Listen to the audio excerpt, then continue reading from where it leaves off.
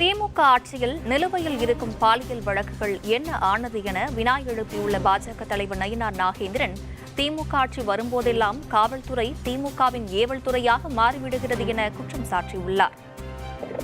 காவல்துறை குற்றப்பத்திரிகை தாக்கல் செய்யும் போது சரியான முறையில் அது தாக்கல் செய்திருந்தால் அந்த சாருக்கும் விடை கிடைத்திருக்கும். இன்னொன்று, இப்போது அவசரமாக திமுக ஆட்சி வந்து 4 ஆண்டுகள் ஆகிவிட்டது இல்லையா?